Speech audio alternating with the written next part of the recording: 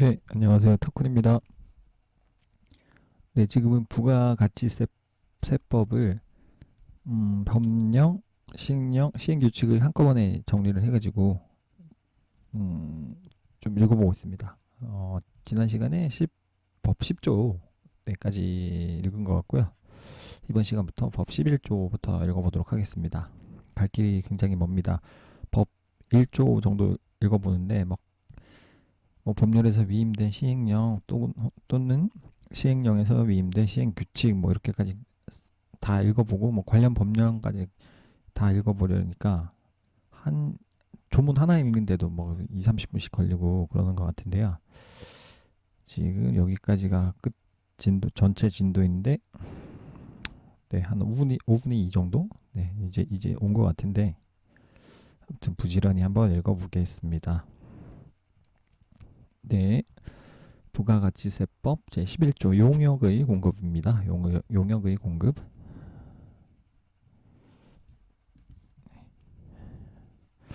용역의 공급은 용역의 공급, 계약상 또는 법률상의 모든 원인에 따른 것으로서 다음 각 호의 어느 하나에 해당하는 것으로 한다.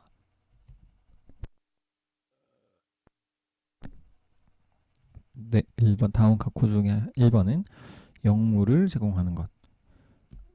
잠시만요. 이제 날씨가 좀 선선해지니까 이제 모기가 막 돌아다닙니다. 잠시만요. 모기가 맹맹거리면서 다니네. 그리고 2번 시설물, 권리 등 재화를 사용하게 하는 것. 네, 이것도 영역이라고 합니다.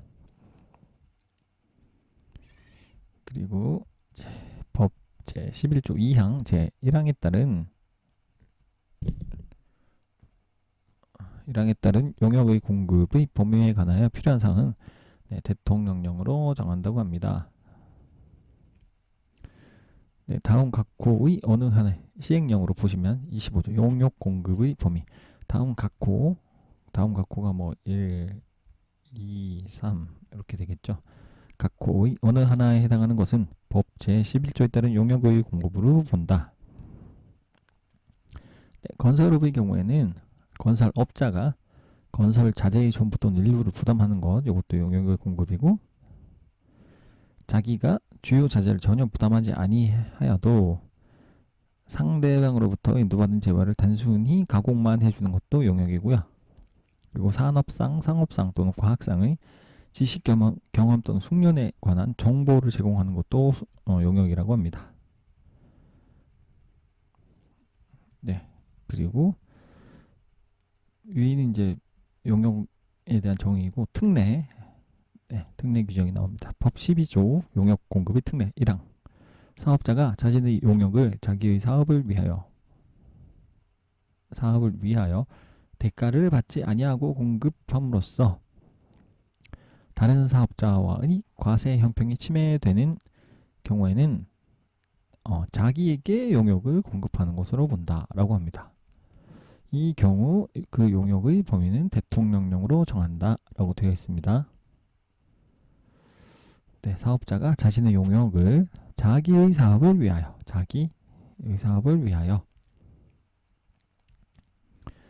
네, 그리고 법 제12조 용역 공급의 특례 2항. 사업자가 대가를 받지 아니하고 타인에게 용역을 공급하는 것은 용역의 공급으로 보지 아니한다. 대가를 받지 않으면 용역이라고 보지 않는다고 합니다.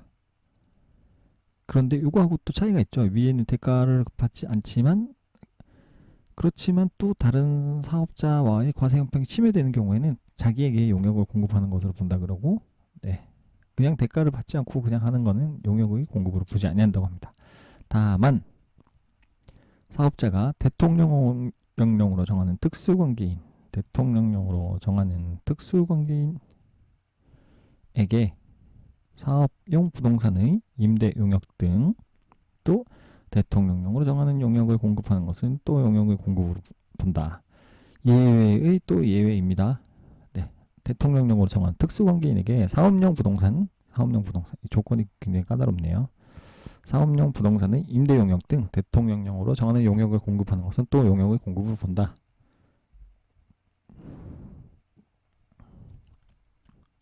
좀 줄여서 보겠습니다.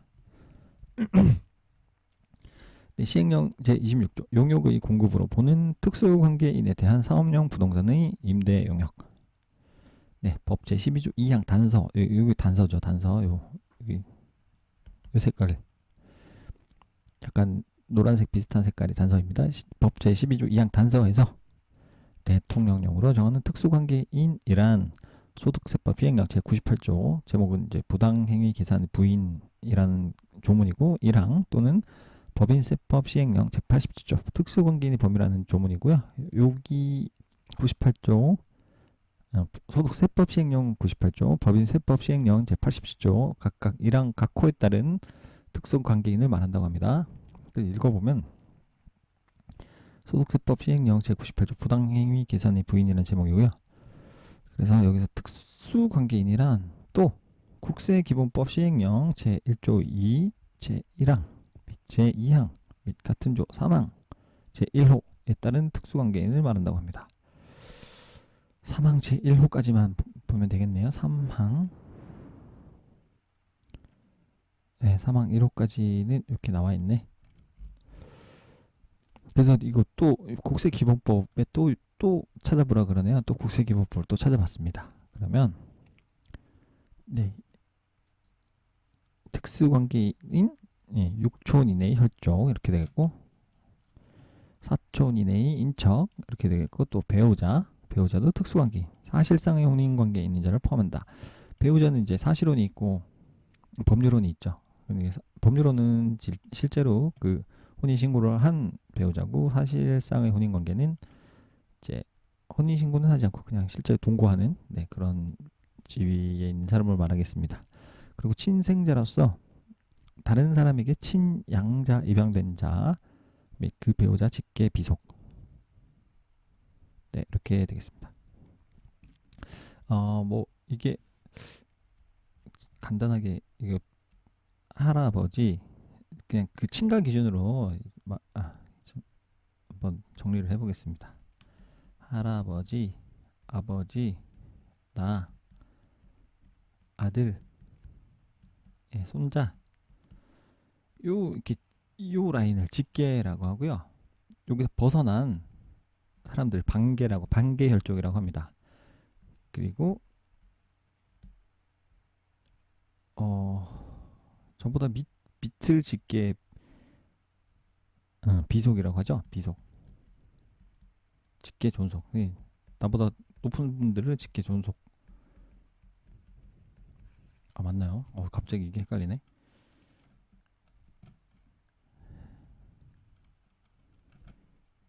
직계 비속.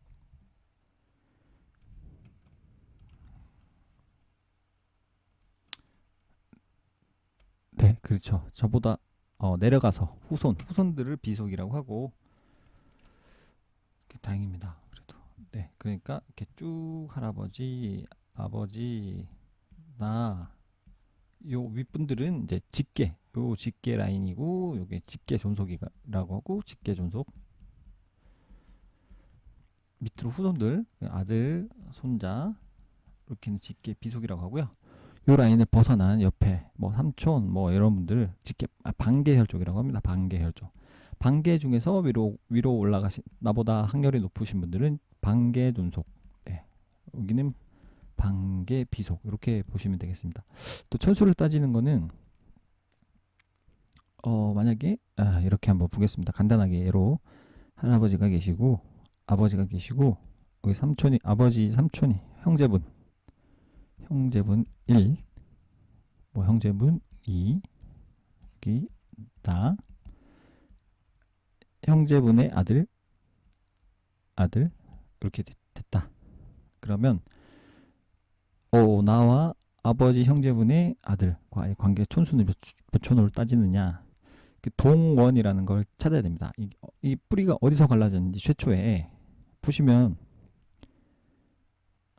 할아버지가 이제 동원이 되는 거죠. 할아버지로부터 아버지도 태어났고 아버지의 형제분도 태어났으니까 그러면 이거 한 단계 건너뛸 때마다 1촌이라고 하시면 됩니다. 1촌 여기 2촌 여기 삼촌. 그러니까 나와 아버지의 형제분과는 삼촌 관계가 되겠고, 아버지 형제분의 자녀와는 사촌. 네, 그러니까 사촌 동생, 뭐 사촌 형 이렇게 표현하는 거고, 조금 더 뭐 만약에 할아버지 말고 증조 할아버지가 계신다. 근데 할아버지의 형제분이 계신다. 할아버지 형제분. 네, 그러면 동원이 증조 할아버지가 되시는 거죠. 할아버지 형제분의 뭐 자녀, 이런 분들, 네, 자녀, 또 자녀가 있다. 그러면 1촌, 2촌, 3촌, 4촌, 5촌. 네, 그러니까 5촌이 되는 거죠. 네, 할아버지의 자녀, 할아버지의 형제분들과의 자녀, 5촌. 5촌, 뭐 아재, 뭐 이런 식으로 표현하는 것 같습니다. 네, 그래서 아무튼 네, 특수관계인은 6촌 이내의 혈족, 4촌 이내의 인척. 보통 사촌이라고 하면 고모나 이제 삼촌 네, 아들 그 자녀분들과의 관계이죠. 뭐 이모, 고모, 삼촌, 뭐 숙모 이런 분들. 네. 네, 배우자 그리고 친생자로서 다른 사람에게 친양자, 입양된 자 및 그 배우자 직계 비속 네, 등이 있고요. 그다음에 또 다른 그 특수관계인의 범위는 임원, 사용인 등 대통령령으로 정하는 경제적 연관관계에 해당하는 사람을 또 특수관계라고 하고,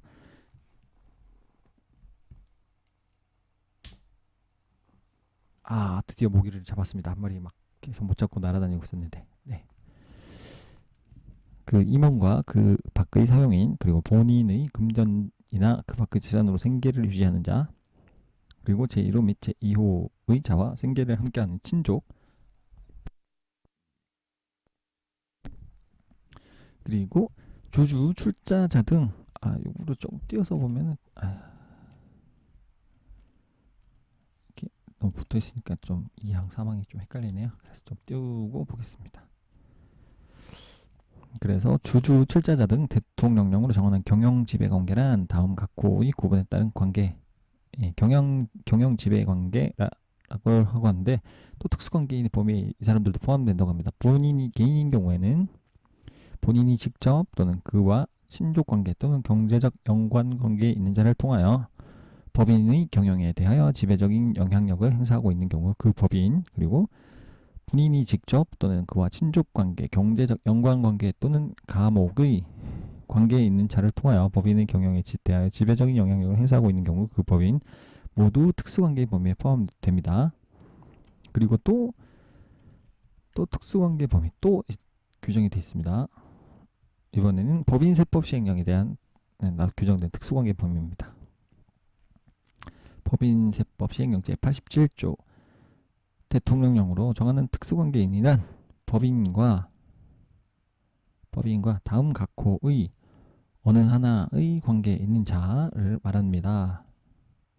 이 경우 본인도 국세기본법 제2조 20호 강목 외의 부분 후단에 따라 특수관계인으로 본다고 합니다. 본인도 뭐 임원의 임명권의 행사, 사업 방침의 결정 등 당해 법인의 경영에 대하여 사실상 영향력을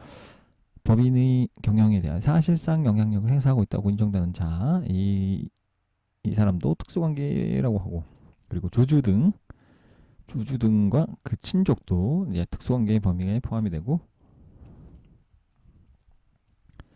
그리고 법인의 임원, 사용인 또는 조주 등의 사용인이나 사용인 외의 자로서 법인 또는 조주 등의 금전, 기타 자산에 의하여 생계를 유지하는 자와 이들과 생계를 함께하는 친족 모두 이제 특수관계인이 되겠고, 그리고 해당 법인이 직접 또는 그와 제1호부터 제3호까지 관계에 있는 자를 통하여 어느 법인의 경영에 대하여 지배적인 영향력을 행사하고 있는 경우 그 법인, 또 역시 마찬가지고, 해당 법인이 직접 또는 그와 제1호부터 제4호까지 관계에 있는 자를 통하여 어느 법인의 경영에 대하여 지배적인 영향력을 행사하고 있는 경우 또 그 법인, 마찬가지고, 당해 법인의 100분의 30 이상을 출자하고 있는 법인의 100분의 30 이상을 출자하고 있는 법인이나 개인, 100분의 30 이상 출자, 지분이 30% 이상 가진 사람이죠. 그리고 당해 법인이 독점 규제 및 공정거래에 관한 법률에 의한 기업 집단에 속하는 법인인 경우 그 기업 집단에 소속된 다른 계열회사 및 그 계열회사 임원, 모두 이제 특수 관계인의 범위로 본다고 합니다.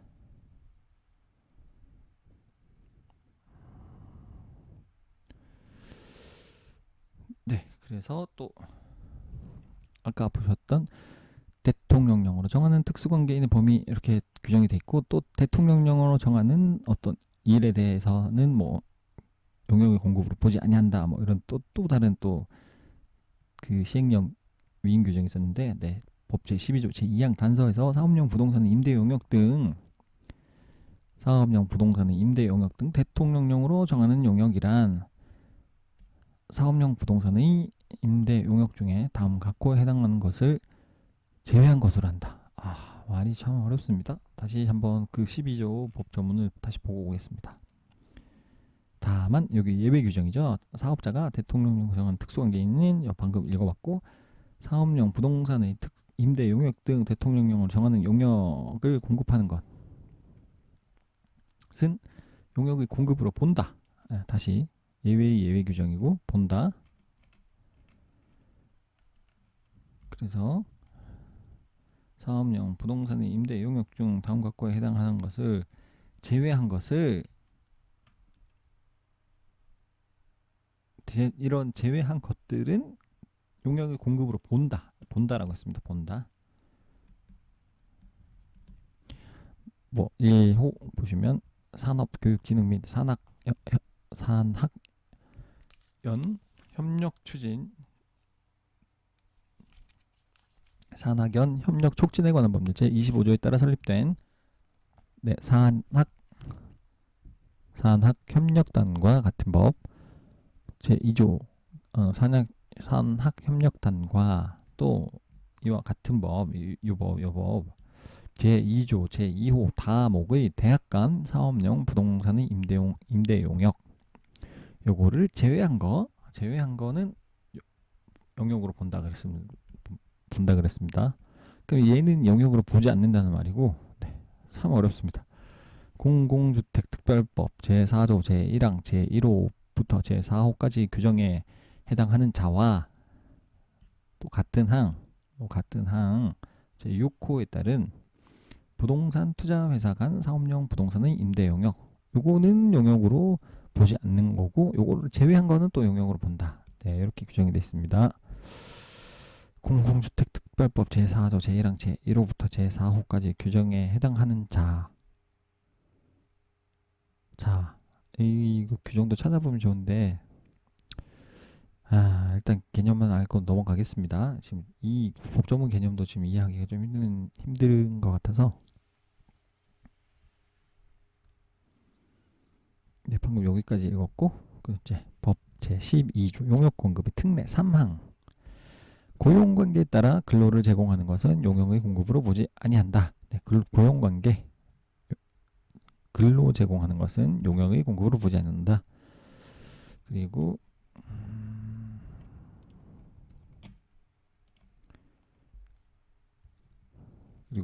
법 제12조 용역공급의 특례 4항 제1항부터 제3항까지에서 규정된 사항 외에 또 용역의 공급에 관하여 필요한 사항은 대통령령으로 정한다고 규정하고 있고, 그래서 위에서 뭐 대통령령 살펴본 것입니다. 파란색 글씨로 된 거. 그리고 법 제13조로 넘어가겠습니다. 재화의 수입은 다음 각호의 어느 하나에 해당하는 물품을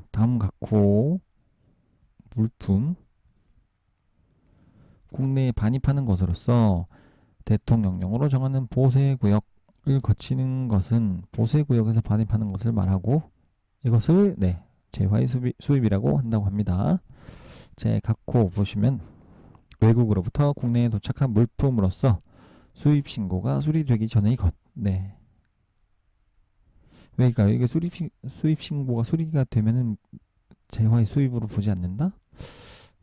어떤 이유인지는 정확히 모르겠습니다만, 외국 선박에 의하여 공해에서 채집되거나 잡힌 수산물을 포함하고요. 그리고 수출신고가 수리된 물품, 이걸 재화의 수입으로 본다?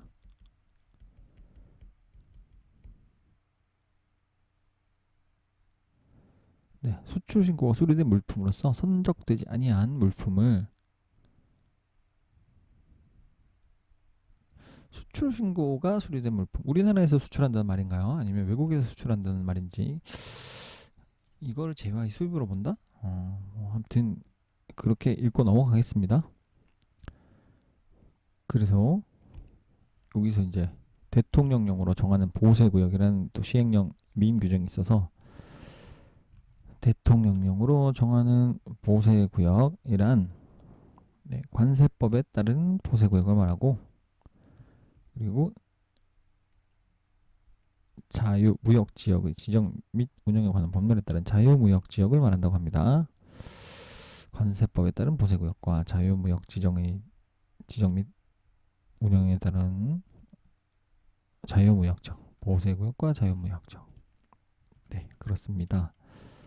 14조로 넘어가겠습니다. 법 제14조 부수재화 및 부수용역의 공급 1항 주된 재화 또는 용역의 주된 재화 또는 용역의 공급에 부수되어 공급되는 것으로서 다음 각 호의 어느 하나에 해당하는 재화 또는 용역의 공급은 따로 이제 어떤 재화나 용역의 공급이 아니라 주된 재화 또는 용역의 공급에 포함되는 것으로 한다고 합니다. 읽어보면 각 호 1호 해당 대가가 주된 재화 또는 용역의 공급에 대한 대가에 통상적으로 포함되어 공급되는 재화 용역이고요. 그 다음에 2호 거래의 관행으로 보아 통상적으로 주된 재화 또는 용역의 공급에 부수하여 공급되는 것으로 인정되는 재화 또는 용역을 네, 요거는 부수되는 공급으로 본다고 합니다. 부수 같이 그냥 그 민법상의 그 뭐라 그러냐 부합이라고 하죠. 그런 규정 같이 따로 이렇게 뭐 용역 공급으로 보지 않고 부수되는 걸로 그렇게 본다고 합니다. 그리고 제14조 2항 혹시 글자 괜찮게 보이시나요? 이게 너무 좀 작아서 글자가 안 보이시면 또 힘드실 텐데 이렇게 키우면 이렇게 조문 읽기는 좋은데 법이 만약 조문이 좀 길어지면 하나 화면에 들어오지가 않아가지고 일단은 뭐 키워서 읽어보겠습니다. 법 제14조 2항 부수재화 및 부수용역의 공급 2항입니다. 2항 주된 사업에 부수되는 다음 각호 네, 어느 하나에 해당하는 재화 또는 용역의 공급은 또 이런 건 또 별도의 공급으로 본다고 합니다. 요 각호에 해당되면 보되 과세 및 면세 여부 등은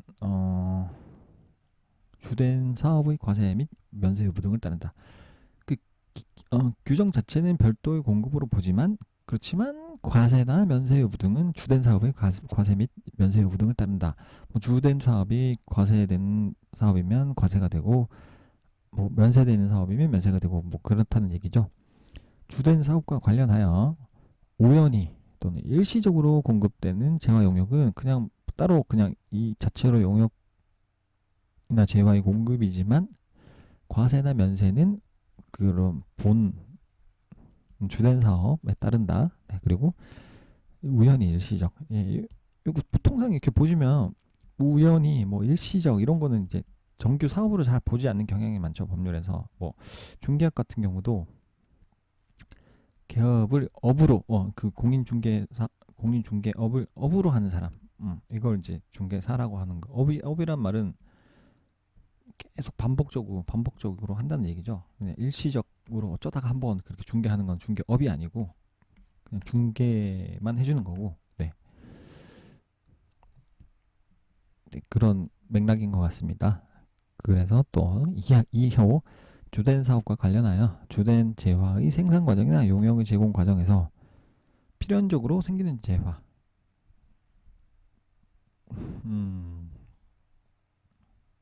주된 이거 어떤 예가 있을까요? 네, 일단 얘는 뭐 제가 정확히 지금 아는 상황이 아니니까 그냥 읽는 걸로 하고 넘어가겠습니다. 네, 제2절로 이제 넘어왔습니다. 제2절 공급 시기와 공급 장소라고 합니다. 제2절 공급 시기와 공급 장소.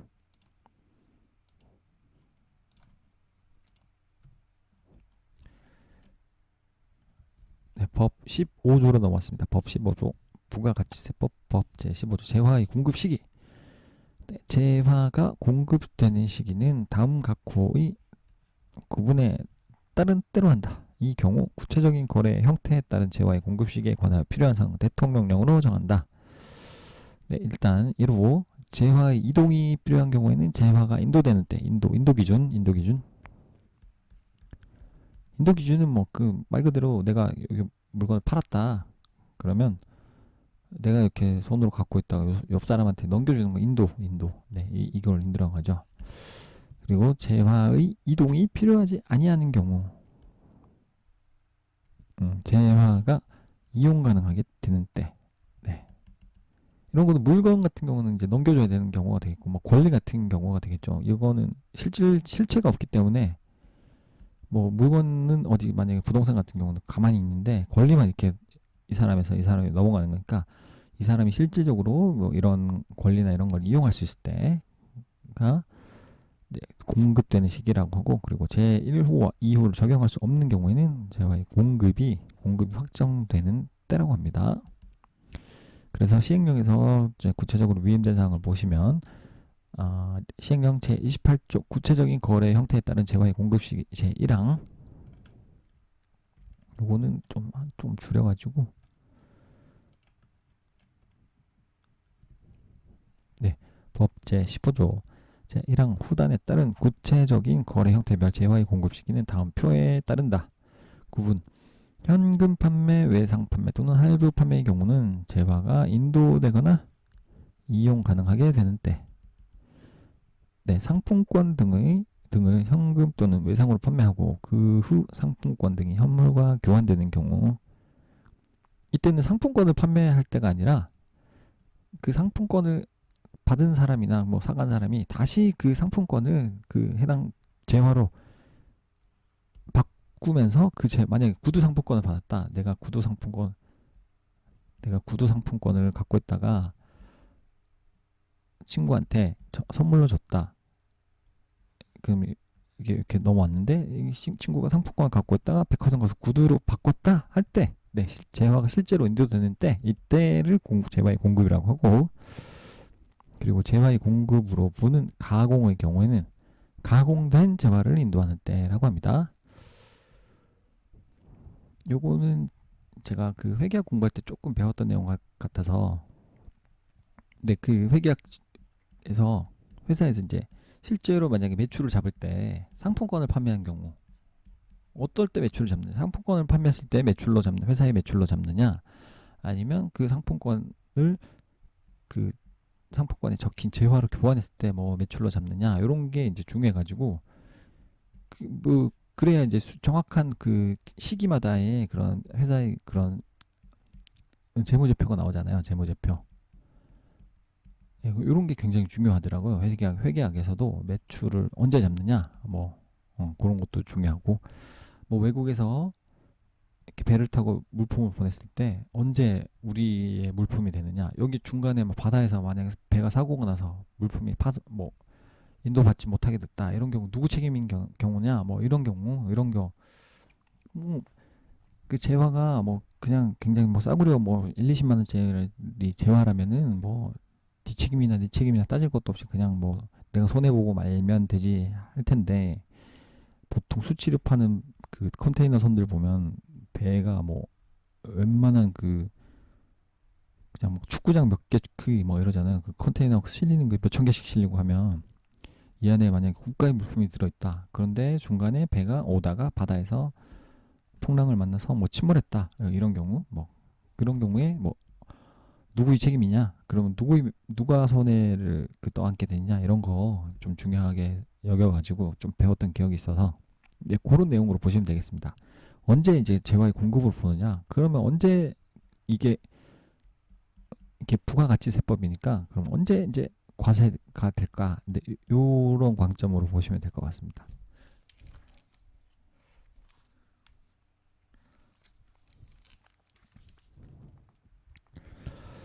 네, 시행령 제28조 구체적인 거래 형태에 따른 재화의 공급 시기 2항 반환 조건부 판매. 네, 이런 거 그런 거죠. 어떤 거냐면 물품을 써보라고 시제품 같은 거 보내주거나 아니면 그 본 제품 보내주고 써보시고 마음에 안 드시면 100% 환불 보장 이런 거 있잖아요. 홈쇼핑 같은 거 보시면 시제품이 아니라 본 제품인데 써보시고 뭐 마음에 안 드시면 뭐 일주일 내에 100%뭐 환불 보장합니다. 이런 거 반환 조건부죠. 반환 조건부 그리고 동의 조건부 일단 보내주는데 사용하는데 일단 무작위로 막 보내는 겁니다. 보내고 나서 동의해야만 판매하는 걸 하겠다. 네, 이런 거겠죠. 그리고 조건부 판매 뭐 다른 이제 어떤 조건이 붙는다거나 기한부 판매 뭐 기한을 정해놓고 판매하는 경우 그 조건이 성취되거나 네 그러니까 기한이 지나 판매가 확정되는 때를 공급 시기로 본다. 기한부는 이런 거죠. 제가 이거 상품을 발송해서 써볼 테니까 몇 월 며칠까지 다시 저희 회사로 반송이 되지 않으면 이 제품을 쓰시는 걸로 동의하는 걸로 간주하겠다 뭐 이렇게 해서 보낼 수도 있겠죠. 사실 이러면 좀 소비자한테 불리할 규정일 수도 있겠지만 아무튼 예를 들자면 뭐 그런 거 같습니다. 이럴 때는 네 조건이 성취되거나 기한이 지나서 판매가 확정되는 때 네, 이때를 공급 시기로 본다. 그리고 시행령 제28조 구체적인 거래 형태에 따른 제화의 공급 시기 3항 보시면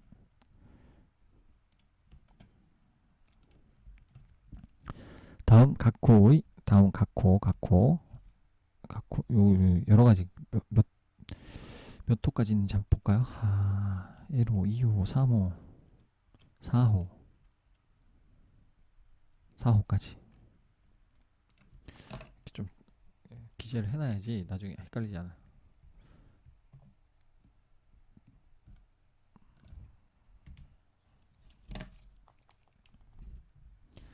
네, 다음 각구 1호에서 4호의 어느 하나에 해당하는 경우에는 대가의 각 부분을 받기로 한 때, 대가의 각 부분을 받기로 한 때를 제화의 공급 시기로 본다. 다만 제2호와 3호의 경우 제화가 인도되거나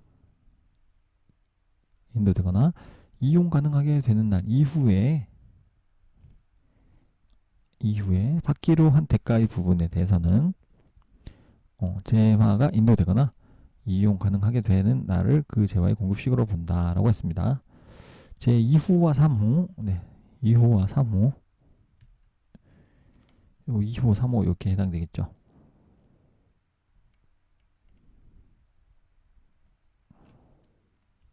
네, 요게 1호에서 4호까지고요.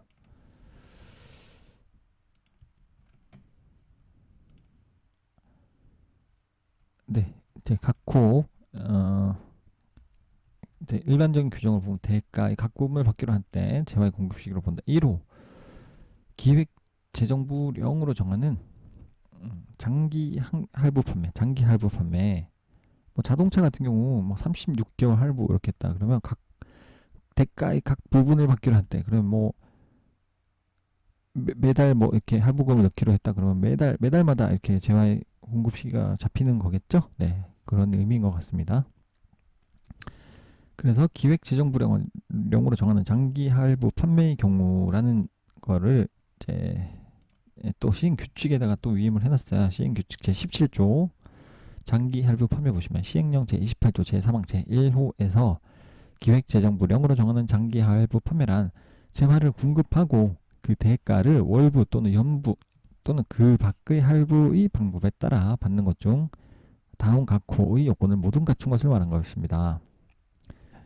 2회 이상으로 분할하여 대가를 받는 것. 네, 이게 다 엔드 조건이죠. 그리고 해당 재화의 인도일이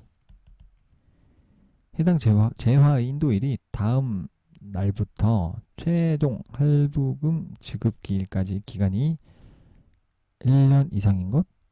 해당 재화의 인도일이 인도일이가 아니라 해당 재화의 인도일의 다음 날부터 최종 할부금 지급 기일까지 기간이 1년 이상. 뭐 쉽게 말하면 할부 기간이 1년 이상 돼야 된단 말인 거죠. 예. 그 말인 것 같은데, 네, 그렇다고 합니다. 그리고 네, 또 2호, 3호 이런 경우는 대가의 각 부분을 받기로 한 때 재화의 공급 시기로 본다. 완성도 기준 지급 조건부로 재화를 공급. 완성도 기준 지급 조건부로 재화를 공급하는 경우, 이런 경우도 원래는 대가의 각 부분을 받기로 한때 재화의 공급식으로 본다 했지만 여기 또 예외가 있죠. 요 2호와 3호는 또 예외가 있으니까 이 경우는 이게 아니라 네, 재화가 인도되거나 이용하게 되는 날, 이용 가능하게 되는 날 이후에 받기로 한 대가의 부분에 대해서는 재화가 인도되거나 이용 가능하게 되는 날을 그 재화의 공급 시기로 본다. 말이 참 어렵습니다. 네, 요 경우는 또 요 규정을 적용받게 되죠. 네, 완성도 지급 기준 조건부, 완성도 지급 기준 조건부.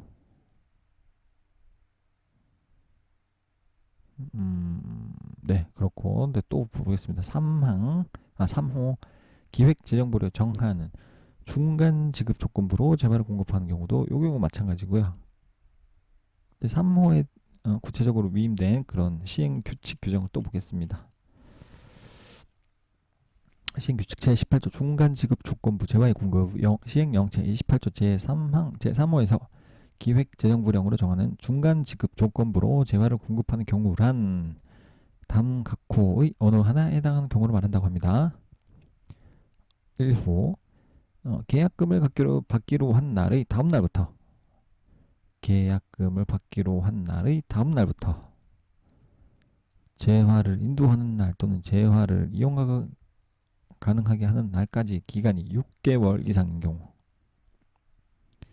계약금을 받기로 한 날의 다음 날부터 재화를 인도하는 날 또는 재화를 이용 가능하게 한 날까지 기간이 6개월인 경우로서 그 기간 이내에 계약금 외의 대가를 분할하여 받는 경우 네, 이런 경우이고 뭐 국고금 2호를 보시면 국고금 관리법이라는 법이 있고 그 26조에 따라 경비를 미리 지급받은 받는 경우가 되겠고요. 그리고 지방재정법이라는 법 제73조에 따라 성급금을 지급받는 경우 네, 이런 경우가 되겠습니다. 네, 참 어렵습니다. 이거는 거의 뭐 세무사나 회계사 정도 공부를 해야지 다 이해를 할 것 같은데 일단은 읽어보겠습니다. 시행령 제28조 구체적인 거래 형태에 따른 재화의 공급 시기 3항입니다. 다음 각호 1호에서 4호 이거 방금 읽어봤던 건데 또 위로 올라 버렸지? 네, 4호 이제 4항 볼 차례입니다. 3항 4호 네, 대가의 각 부분을 받기로 할 때 재화의 공급 시기를 본다라고 했죠. 요거 4호 이제 마지막 4호입니다. 전력이나 그 밖에 공급 단위를 구획할 수 없는 재화를 계속적으로 공급받는 경우에는 대가의 각 부분을 받기로 한 때 이때를 재화의 공급 시기로 본다고 했습니다. 그리고 또 시행령 제28조 구체적인 거래 형태에 따른 재화의 공급 시기 4항 네. 부가가치세법 제10조에 따라서 재화의 공급으로 보는 경우는 다음 표의 구분에 따른 때를 재화의 공급 시기로 본다고 합니다. 법 제10조 제1항 제2항 및 제4항에 따라 이거 뭐 일반적인 경우라고 보시면 되겠습니다. 1항, 2항, 4항에 따라 재화를 사용하거나 소비하는 때 이때를 재화의 공급으로 보고 법 제10조 3항에 따라 재화의 공급으로 보는 경우 재화를 반출한 사망을 다시 또 봐야 되나? 10조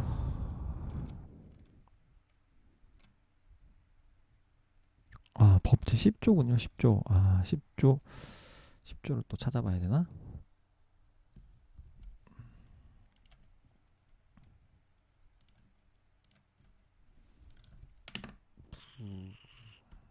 부가가치세법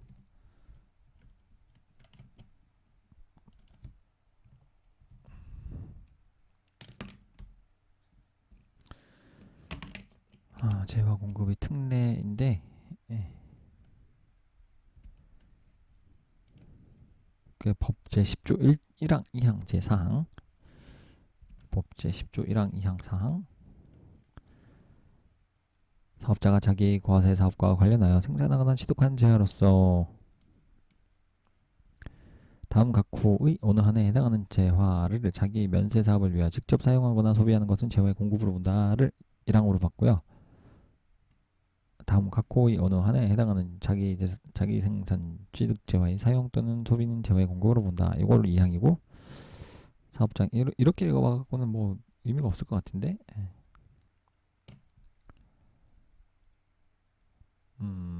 네, 아무튼 그래서 그냥 요 부분만 읽고 한번 넘어가 보겠습니다. 네, 법 제10조 제3항에 따라 재화의 공급으로 보는 경우는 재화를 반출하는 때를 공급 시기로 본다고 했고,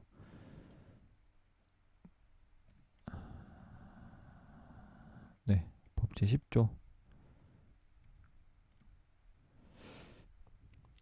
법 제10조 조문을 한번 다시 따와가지고 한번 적어 보겠습니다. 그래야지 좀 보기가 편할 것 같은데, 잠시만요. 이걸 알고 넘어가야 될 것 같아요. 이게 이런 게 중요한 건데, 이걸 그냥 뭐 그냥 땡땡 까면은 이 법을 공부할 필요가 없을 것 같아서.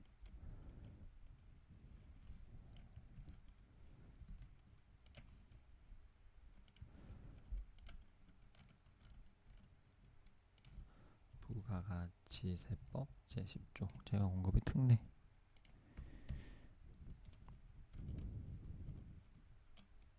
1항, 2항, 4항, 3항, 5항, 6항. 예. 1항, 2항, 4항 이렇게 따로 한번 묶어보고 1항, 2항, 3항 빼고 4항 따로 한번 묶어보고,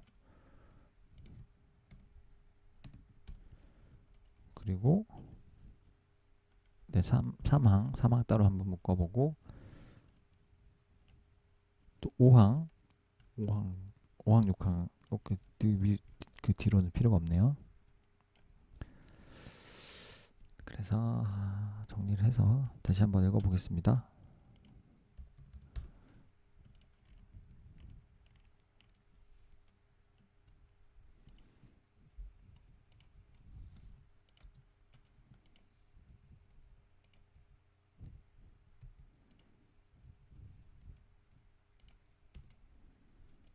사항도 뭐 내용이 많네. 3항 따로,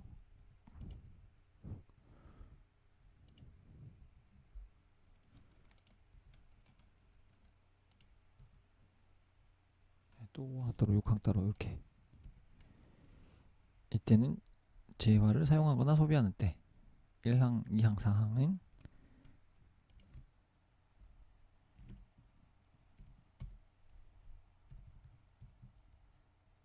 재화를 사용하거나 소비하는 때를 공급시기로 본다.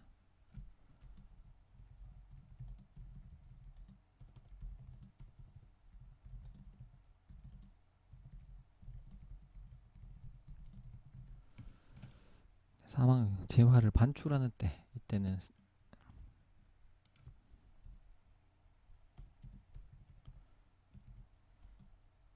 재화를 반출하는 때를 재화의 공급 시기로 본다. 그리고 5항 재화를 증여하는 때, 재화를 증여하는 때 재화의 공급 시기로 본다. 6항은 제7조에 따른 폐업일, 제7조에 따른 폐업일을 재화의 공급 시기로 본다. 이렇게 한번 써놓고 한번 쭉 읽어보겠습니다.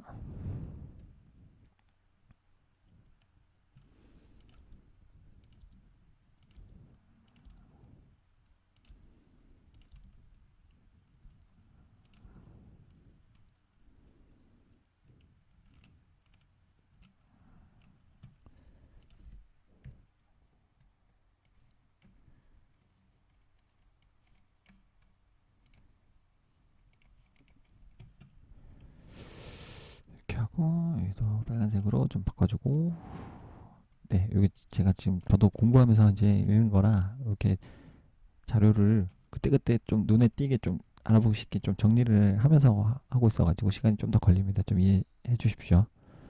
그래야 나중에 다시 한번 볼 때, 이때 이렇게 됐지 하고 이제 생각이 나고 좀 더 빨리 이제 자료를 좀 눈으로 한눈에 딱 봤을 때 이렇게 딱 구분이 되게 만들려고. 네, 부가가치세법 제10조 재화 공급의 특례 1항입니다.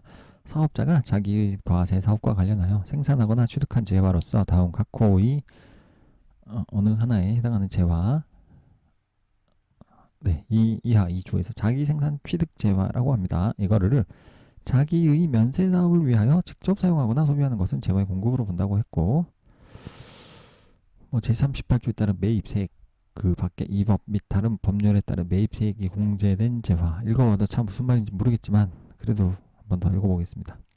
제8항 제2호에 따른 사업 양도로 취득한 재화로서 사업 양도자가 제38조에 따른 매입세액 그 밖에 이 법 및 다른 법률에 따른 매입세액을 공제받은 재화. 다음 각 호의 어느 하나에 해당하는 자기 생산 취득 재화의 사용 또는 소비는 재화의 공급으로 본다. 이 항이 이렇게 각호가 어디 갔죠? 잠시만요. 이 항도 각호가 있는데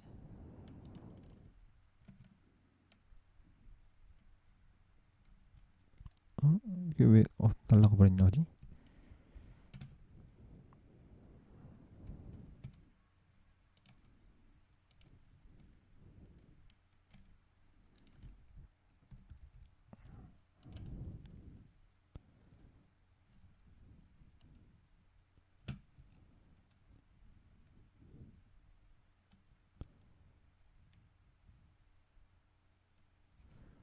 잠시만요. 죄송합니다. 이거 다시 이거 뭐가 좀 잘못됐네. 죄송합니다. 다시 한번 지우고 다시 긁어와야 될 것 같아요. 뭘 잘못 지워버린 것 같은데.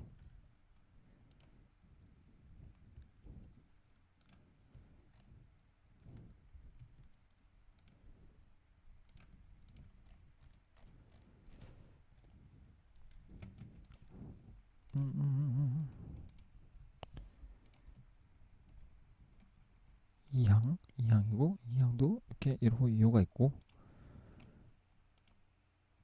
3항이 또 따로 떨어져 있었고 3항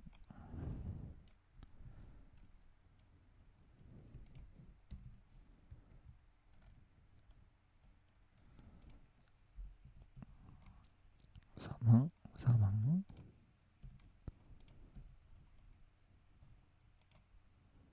5항 6항 7항 밑으로는 뭐 규정이 없어가지고 뭐 어떻게 하라는 그런 게 없어서 지우면 될 것 같고. 네. 네, 1항, 2항, 4항은 재화를 사용하거나 소비하는 때.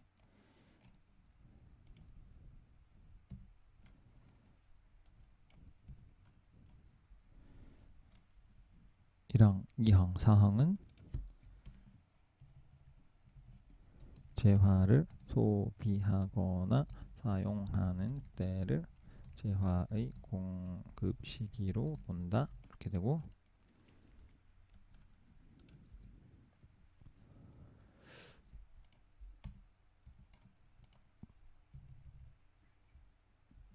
네, 3항은 재화를 반출하는 때, 재화를 반출하는 때를 재화의 공급 시기로 본다.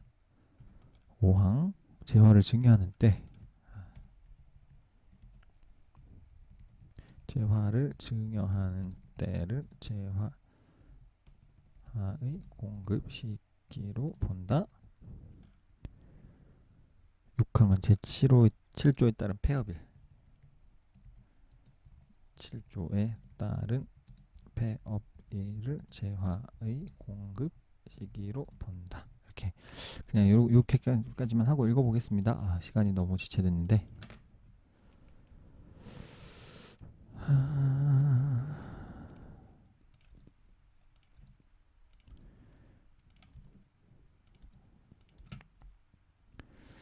이제 법률이 뭐 다른 법률을 이렇게 따온다 그러나 이럴 때 이렇게만 읽으면 그 내용 그 법률이 또 무슨 말인지 모르니까 이 법 공부가 이래서 좀 힘든 것 같아요. 왔다 갔다 해야 될 것 같아요. 좀 제대로 하려면 저 법률 몇 점 몇 항을 또 찾아봤다가 막 이런 식으로 물론 법제처 사이트에서는 링크가 돼 있어가지고 딱 링크를 클릭하면 나오긴 하는데 글자가 굉장히 조그맣고 이래가지고 좀 알아보기가 좀 힘든 부분도 좀 있고 그렇습니다.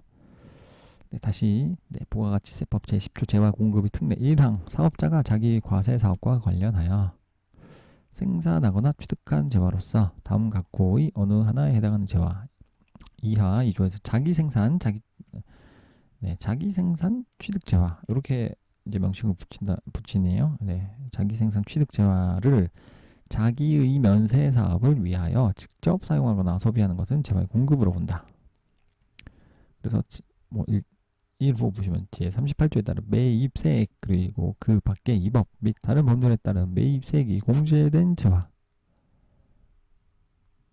이런 재화를 자기 면세 사업을 위하여 직접 사용하거나 소비하는 것은 재화의 공급으로 본다고 하죠. 그리고 또 제8항 제2호에 따른 사업 양도로 취득한 재화로서 사업 양도자가 제38조에 따른 매입세액 그 밖의 입업 및 다른 법률에 따른 매입세액을 공제받은 재화 이런 재화를 또 자기 면세 사업을 위해 직접 사용 소비하는 것은 재화의 공급으로 보는데 이때 재화의 공급 시기를 또 언제를 보느냐 이게 이제 재화를 소비하는 사용하는 때라고 하는 거죠. 그리고 2항 다음 각 호의 어느 하나에 해당하는 자기 생산 취득 재화 네, 여기서 사용 소비는 재화의 공급으로 본다고 합니다. 다음 각 호에 해당하는 사업자가 자기 생산 취득 재화를 제39조 제1항 제5호에 따라 매입세액이 매출세액에서 공제되지 아니하는 개별소비세법 제1조 제2항 제3호에 따른 자동차로 사용 또는 소비하거나 그 자동차 유지를 위하여 사용 또는 소비하는 것은 이걸 사용 소비하는 것은 재화의 공급으로 보고 또 2호 운수업, 자동차 판매업 등 대통령령으로 정하는 업종의 사업을 경영하는 사업자가 자기 생산 취득 재화 중에서 개별소비세법 제1조 제2항 제3호에 따른 자동차와 그 자동차 유지를 위한 재화를 해당 업종에 직접 영업으로 사용하지 않고 다른 용도로 사용하는 경우 재화의 공급으로 보는데 이때는 역시 재화를 소비하는 것 사용하는 때 공급 시기로 본다고 하고요. 이게 법률이 이제 단어 하나하나마다 재화를 공급으로 보느냐 안 보느냐 이거 중요하고 공급으로 본다면 그 공급 시기는 언제로 또 볼 것인가 이거 중요하고 그렇게 부분 한 단어 한 단어 다 중요한 것 같습니다. 그리고 이제 2항까지 읽었고 4항 사업자가 자기 생산 취득 재화를 사업과 직접적인 관계 없이 자기의 개인 목적이나 그 밖의 다른 목적을 위하여 사용 소비하거나 그 사용인 또는 그 밖의 자가 사용 소비하는 것으로서 사업자가 그 대가를 받지 아니하거나 시가보다 낮은 대가를 받는 경우에는 재화의 공급으로 본다. 네, 이때도 역시 그냥 재화를 소비하는 건 사용하는 때를 재화의 공급 시기로 본다고 했고 사업장이 둘 이상인 사업자가 자기의 사업과 관련하여 생산 또는 취득한 재화를 판매할 목적으로 자기의 다른 사업장에 반출하는 것은 재화의 공급으로 본다고 합니다. 하지만 다만 다음 각 호의 어느 하나에 해당하는 경우에는 재화의 공급으로 보지 아니한다. 이 경우는 또 재화의 공급으로 보지 않는 경우죠. 이건 또 해당이 안 될 것 같고 또 여기는 예외라서 또 이건 또 재화의 공급으로 본다니까 까만색 글씨로 쓰여진 부분은 재화의 공급으로 보는 경우 이런 경우에 재화를 반출하는 때 재화의 공급 시기로 본다고 합니다. 반출 사업장이 만약에 두 개가 있어서 어차피 뭐 둘 다 내 사업장인데 여기 물품을 판매하기 위해서 이쪽으로 이동시키는데 여기 여기서 반출할 때 이 시기를 재화의 공급 시기로 본다고 하고 5항의 경우 사업자가 자기 생산 취득 재화를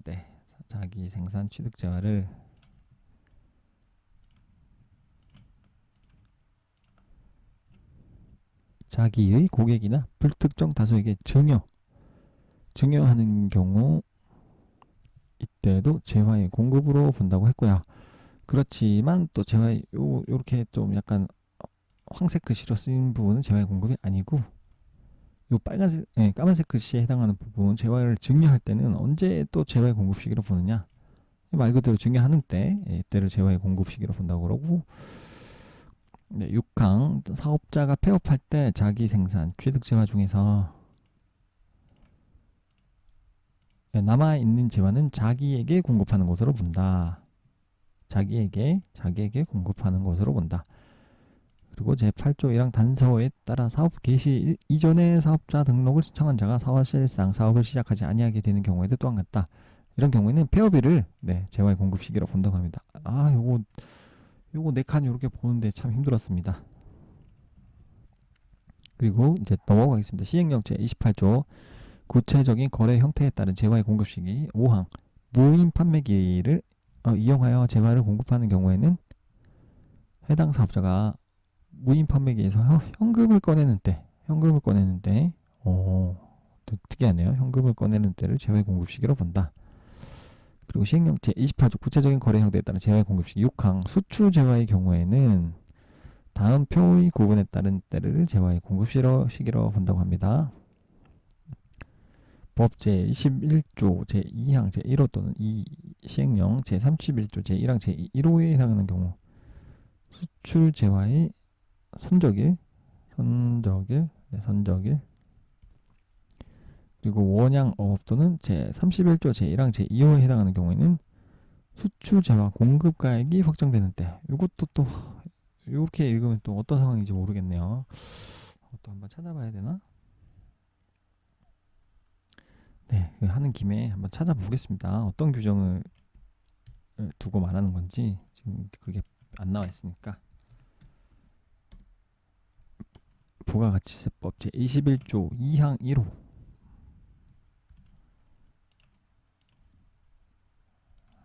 21조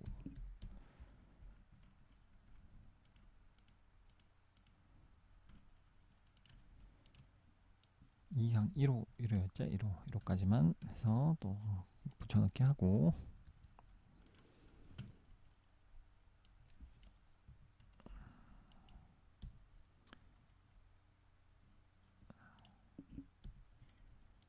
또 시행령 31조 1항 1호 시행령 31조 1항 1호 시행령 부가가치세법 시행령 31조 1항 1호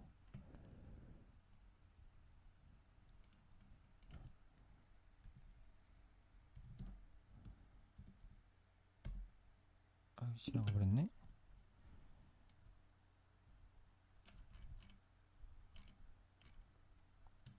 31조 1항 1호 네, 여기까지.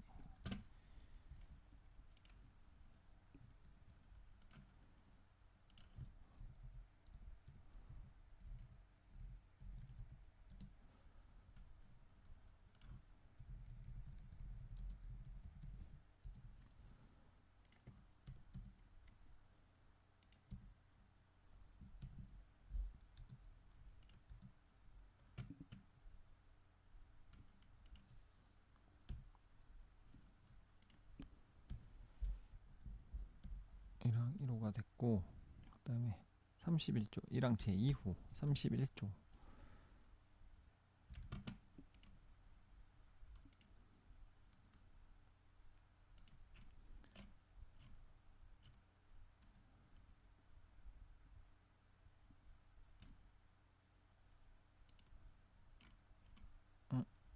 잠시만요. 31조 맞나? 31조 원양어업 또는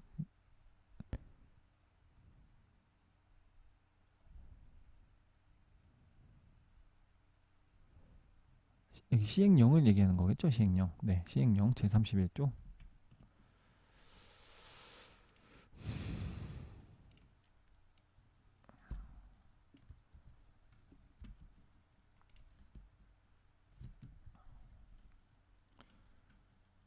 1항 제2호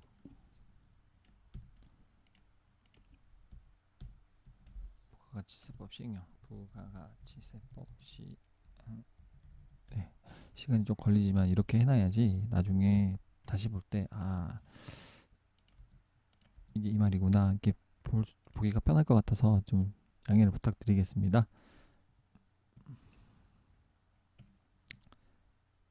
나머지는 네 1항 3호에서 5호까지 네 다행히 같은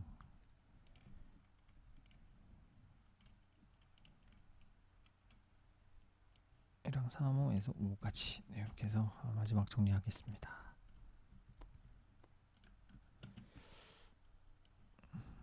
2항까지는 아니고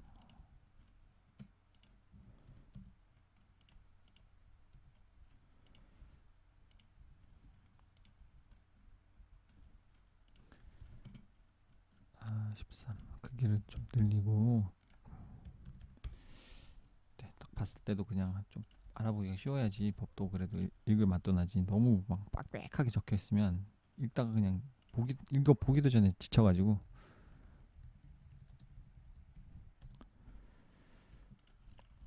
네, 이 경우를 수출 제와의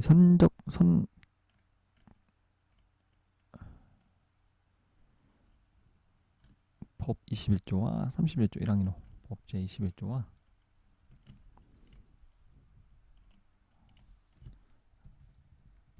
이때는 해당 재화의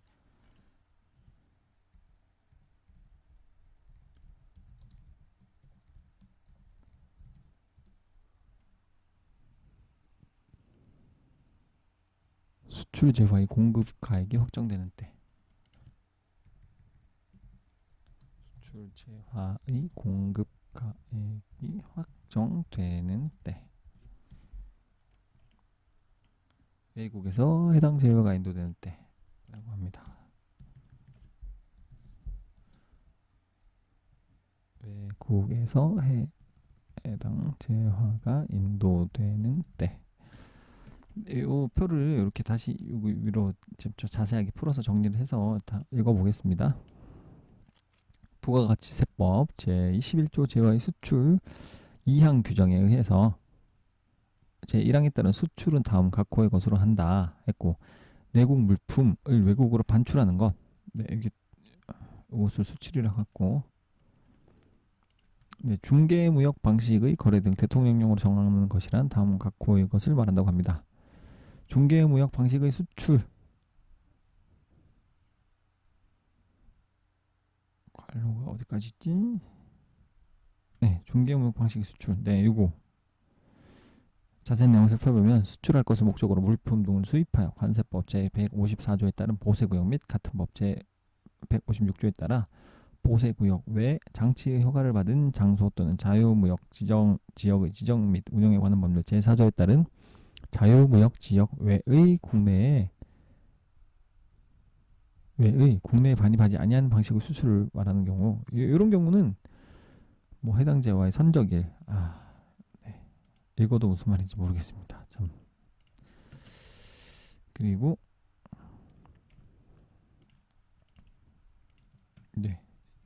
시행령 부가가치세법 시행령 제31조 2항 중개무역 방식의 거래 등 대통령령으로 정하는 것이란 다음 각호에 말한다. 요 2호에 해당하는 위탁 판매 수출 물품 등을 무환으로 수출 무환이 무슨 말이죠? 무환 네 하여튼 이렇게 수출해서 해당 물품이 판매된 범위에서 대금을 결제하는 계약에 의한 수출은 수출 재화의 공급 가액이 확정되는 때라고 하고 또 부가가치세법 네.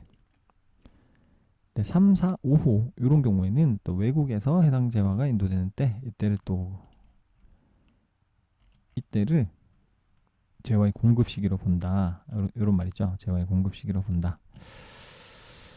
읽어보면 외국 인도 수출, 위탁 가공 무역 방식의 수출, 그리고 원료를 대가 없이 국외의 수탁 가공 사업자에게 반출하여 가공한 재화를 양도하는 경우에 그 원료의 반출.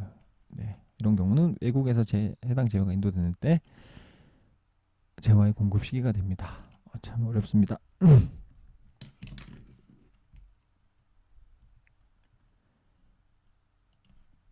그리고 이제 또 뒤로 넘어가 보겠습니다. 네, 시행령 구체적인 거래 형태에 따른 재화의 공급 시기 7항 사업자가 보세구역 안에서 보세구역 밖의 국내에 보세구역 안에서 보세구역 밖의 국내에 재화를 공급하는 경우가 이런 경우가 재화의 수입에 해당할 때에는 수입 신고 수리일 이때를 재화의 공급 시기로 본다고 하고요. 그리고 시행령 제28조 구체적인 거래 형태에 따른 재화의 공급 시기. 뭐 저희가 뭐 이렇게 수출입을 할 건 아니어서 뭐 정확히는 몰라도 되겠지만 그냥 한번 읽어보고 넘어가겠습니다. 그리고 제28조 구체적인 거래 형태에 따른 재화의 공급 시기 제8항 시행령 제18조 제2항 제1호 및 제2호에 따른 조달청 창고 또는 거래소의 지정 창고에 보관된 임치물의 반환이 수반되어 재화를 공급하는 경우에는 다음 표의 구분에 다른 때를 재화의 공급 시기로 본다고 합니다. 창고 증권을 소지한 사업자가 해당 조달청 창고 또는 거래소의 지정 창고에서 실물을 넘겨받은 후에 보세구역의 다른 사업자에게 해당 재화를 인도하는 경우, 이때는 해당 재화를 인도하는 시기가 공급 시기이고, 또 해당 재화를 실물로 넘겨받은 것이 재화의 수입에 해당하는 경우는 그 수입 신고 수리일, 그리고 국내로부터 조달청 창고 또는 거래소의 지정 창고에 임치된 임치물을 국내로 반입되는 경우 그 반입 신고 수리일이 재화의 공급 시기입니다.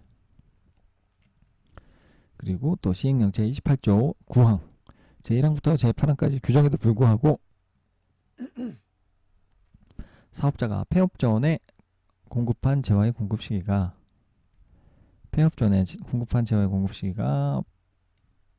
폐업일 이후에 도래하는 경우에는 그 폐업일을 재화의 공급 시기로 본다고 합니다. 그리고 시행령 제28조 구체적인 거래 형태에 따른 재화 공급 시기 10항 법 제10조 제7항 본문에 따른 위탁 판매 또는 대리인에 의한 매매의 경우에는 수탁자 또는 대리인의 공급을 기준으로 하여 제1항부터 9항까지 규정을 적용한다고 합니다. 그렇지만 다만 법 제10조 제7항 단서에 따른 위탁자 또는 본인을 알 수 없는 경우 이때는 위탁자와 수탁자 또는 본인과 대리인 사이에도 별개의 공급으로 이루어진 것으로 보아 제1항부터 9항까지 규정을 별개로 적용한 것 같습니다. 그리고 시행령 제28조 11항 납세 의무가 있는 사업자가 여신 전문금융업법에 따라 이 법에 따라 등록한 시설 대여업자로부터 시설 등을 임차하고 그 시설 등을 공급자 또는 세관장으로부터 직접 인도받은 경우에는 그 사업자가 공급자로부터 재화를 직접 공급받거나 외국으로부터 재화를 직접 수입한 것으로 보아서 제1항부터 제9항까지 규정을 적용한다. 이렇게 얘기를 하고 있습니다.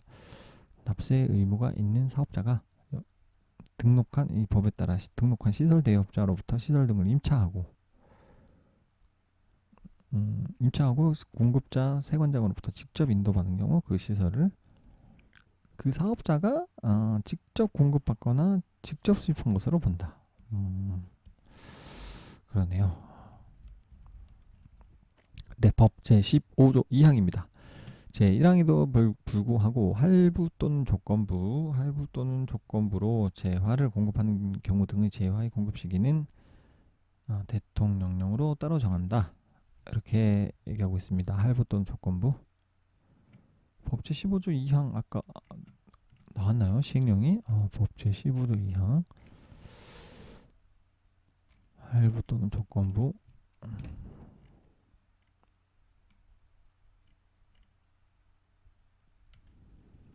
네, 이게 시행령 28조가 이 구체적인 그 시행령의 내용인 것 같습니다. 네, 방금 요거 15조 2항까지 읽어봤고 이제 16조로 넘어가겠습니다. 16조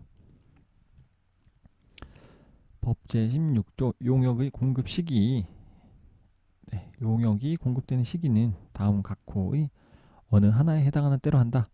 영무의 제공이 완료되는 때, 그리고 시설물, 권리 등의 재화가 사용되는 때, 그렇다고 하고, 그렇지만 제1항에도 불구하고 할부 또는 조건부로 용역을 네, 할부 또는 조건부로 용역을 공급하는 경우 등의 용역의 공급 시기는 대통령령으로 정한다. 이렇게 하고 있고, 시간이 얼마나 지났는지, 이 조문 하나 읽는데 이 시간이 이렇게 지나죠. 정말. 그러면 이게 여기서 한번 끊어서 가겠습니다. 제 지금 부가가치세법 15조까지 읽었고 16조 1항까지 읽었습니다. 1항까지. 다음 시간부터 16조 2항부터 읽어보겠습니다. 사실 많이 어렵네요. 무슨 말인지 잘 모르겠지만 그래도 한번 읽고 나면 그래도 어디서 본 것 같은데 이런 건 그 정도는 되지 않겠습니까? 뭐 정확한 내용은 이해는 못해도 그러면 나중에 혹시나 뭐 이런 사례가 생겼을 때 찾아는 볼 수가 있으니까 부가가치세법에 이런 내용이 있었던 것 같다. 네, 그 정도까지는 생각을 할 수가 있으니까 좀 도움이 그래도 될 것 같아서 끈기를 갖고 읽어보겠습니다. 네, 이상 탁분이었습니다. 구독하기 많이 눌러주시면 제가 이렇게 아무튼 여기 이놈이 요 커서가 여기까지 내려올 때까지 다 읽을 테니까 쉽게 받아보실 수 있을 것 같습니다. 감사합니다.